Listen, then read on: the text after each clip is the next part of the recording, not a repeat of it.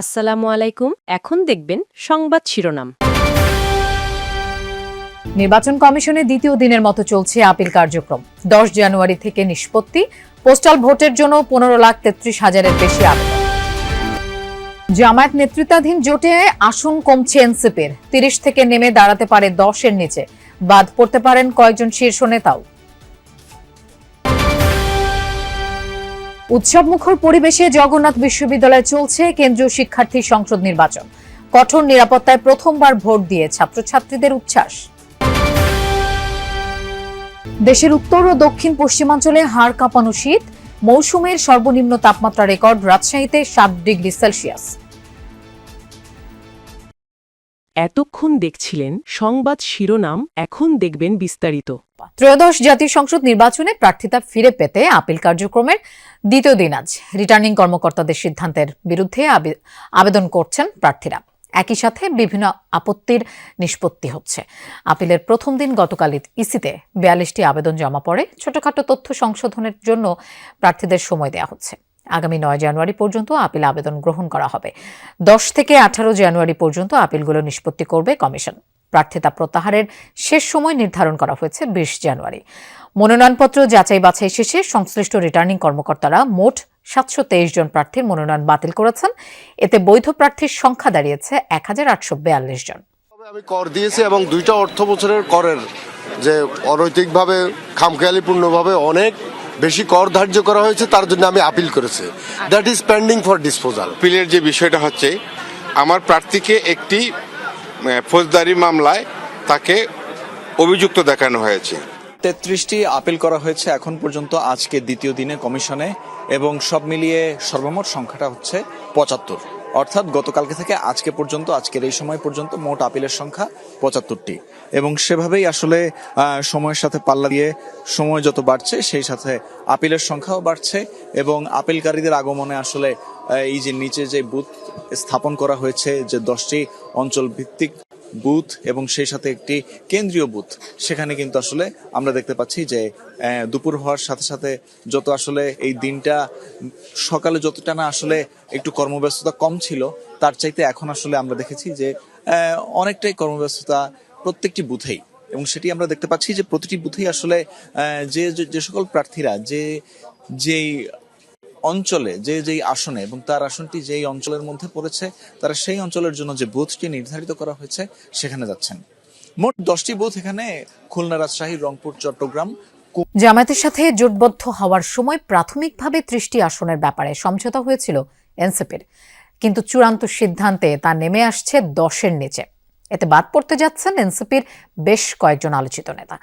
যদিও নির্বাচনী কৌশলের কারণে এখনই এই নিয়ে আনুষ্ঠানিকভাবে কোনো কথা বলতে রাজি হয়নি জামায়াত বা এনসিপির কেউই। দল দুটির নেতারা অবশ্য আভাস দিয়েছেন সমঝোতার স্বার্থে কিছু আসন সংযোজন বিয়োজন হতে যাচ্ছে। সব চূড়ান্ত করা হবে 20 জানুয়ারির মধ্যে। মনোনয়নপত্র যাচাই বাছাইয়ের পর এখন চলছে আপিল শুনানি। তবে এখনো ঠিক হয়নি জামায়াত এনসিপি জোটের চূড়ান্ত প্রার্থী তালিকা।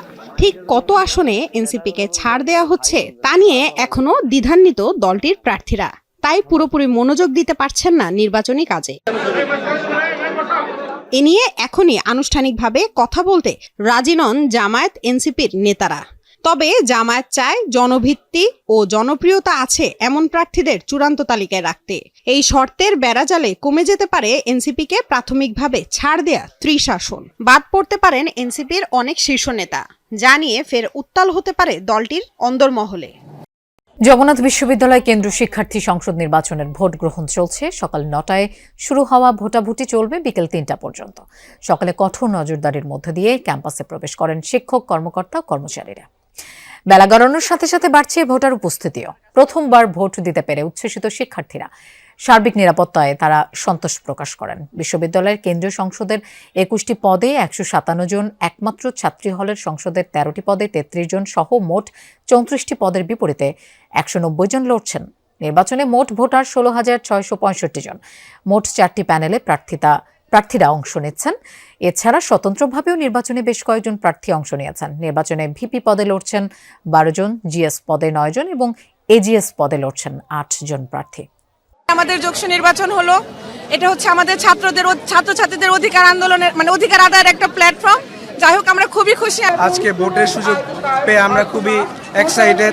অবশেষে যে আমাদের যোগসু এসেছে, আমি যে আজকে ভোট দিতে যাইতে পারতেছি জীবনের প্রথমবার, এটাই অনেক বড়। এদিকে যোগসু নির্বাচনের সকালে জগন্নাথ বিশ্ববিদ্যালয়ের কর্মকর্তা পরিচয়ে ভেতরে প্রবেশ করতে চেয়েছিলেন এক ব্যক্তি, তবে প্রবেশের সময় আইডি কার্ড দেখাতে না পারায় তাকে ধাওয়া দেয় শিক্ষার্থীরা। মারধরের পর তাকে পুলিশের কাছে সোপর্দ করা হয়। কি পরিমাণ ভোট পড়েছে সেটি আপাতত জানার সুযোগ নেই, কেননা কেন্দ্রীয়ভাবে সেটি গণনা করা একটু কঠিন, কেননা একটু আলাদা আলাদা ব্যালটে সেই ভোটগুলো ব্যালট বাক্সে পড়ছে। তবে যে তালিকাটি সবাই নিয়ন্ত্রণ করছেন সেই তালিকা অনুযায়ী হয়তো একটা নির্দিষ্ট বুথের হিসেব পাওয়া যাবে, কিন্তু সেটি আসলে কেন্দ্রীয়ভাবে জানাটা বেশ খানিকটা দুরূহ। সেই ব্যাপারে কমিশনের সদস্য যারা, তাদের সঙ্গে কথা বলার চেষ্টা করেছিলাম, তারাও খুব সদুত্তর দিতে পারেননি, বরং তারা সারা দেশেই বেড়েছে শীতের দাপট, কুয়াশা আর হিম বাতাসে স্থবির জনজীবন। আজ সর্বনিম্ন তাপমাত্রা রেকর্ড করা হয়েছে রাজশাহীতে 7 ডিগ্রি সেলসিয়াস, যা এই মৌসুমের সর্বনিম্ন। হিমেল হাওয়ায় বিভিন্ন অঞ্চলে ক্রমেই কমছে তাপমাত্রা। কুয়াশার চাদরে ঢাকা চারপাশ। প্রয়োজন ছাড়া কেউ ঘর থেকে বের হচ্ছেন না। ভোগান্তি বেড়েছে ছিন্নমূল ও খেটে খাওয়া মানুষের। কমেছে আয় রোজগার। দরিদ্র মানুষের মাঝে শীতবস্ত্র বিতরণ হলেও তা প্রয়োজনের তুলনায় অপ্রতুল। ঘন কুয়াশায় নৌ রুটগুলোতে বিঘ্ন ঘটে ফেরি পারাপারে। শীতের সাথে পাল্লা দিয়ে বাড়ছে ঠান্ডাজনিত রোগ ব্যাধিও। প্রতিদিনই নতুন নতুন রোগী ভর্তি হচ্ছে হাসপাতালগুলোয়। অনেক কষ্ট হয়, একটু লাটতে তাও একটু লাটতে হয়, পড়তে তো হবেই। শীত তো অনেক, এর মধ্যে বাচ্চাদের নিয়ে বের হয় একটু রিস্কি হয়ে যায়। দিন মজুর যারা খেটে খায় তারা ফাঁকায় বেড়াইতে পারছে না, কাজ কামে কষ্ট অনেক। বেলা বাড়ার সাথে সাথে দুপুরের দিকে সূর্যের দেখা কিছুটা মিললেও শীতের তীব্রতা কিন্তু অনেক বেশি, কারণ ঠান্ডা কনকনে যে বাতাস, সেই বাতাস কিন্তু কমছে না, এবং সেই বাতাসটাই আসলে শীতের যে তীব্রতা সেটি অনেকটাই বাড়াচ্ছে। এবং আবহাওয়া অফিসের সাথে আমি কথা বলেছি, আবহাওয়া অফিস যেমনটি বলেছে যে এই ঠান্ডা আরও দিন থাকবে, এবং আজকে আপনি বলছিলেন যে 7.0 ডিগ্রি সেলসিয়াস যে তাপমাত্রা, এবং আজকে বাতাসের সর্বোচ্চ যে 100% কিন্তু ছিল। আমি সকাল থেকে যেমনটি দেখছি যে সকালবেলায় প্রচণ্ড ঠান্ডা, এবং বেলা 11টার দিকে আসলে সূর্যের দেখা কিছুটা মিললেও পরবর্তীতে সূর্য থাকছে এবং থাকছে না, এবং এখন সূর্যের দেখা কিছুটা মিলেছে, তবে ঠান্ডা বাতাস এবং কনকনে যে শীত সেটি কিন্তু রয়েছে। এবং এই তো আমি যতটুকু দেখছি যে দারিদ্র খেটে খাওয়া মানুষের যে ভোগান্তি সেটি বেড়েছে, অন্যদিকে জনজীবন সেটাও কিন্তু অনেকটা বিপর্যস্ত হয়েছে। দিনমজুররা যেমন যারা রয়েছে রাজশাহী শহরে, এবং অটো চালক, রিক্সা চালক সহ শ্রমজীবী মানুষ সকলেই বাইরে বের হচ্ছেন, তবে সকালে এবং বিকেলের পরে মানুষজন না থাকায় তাদের যে আয়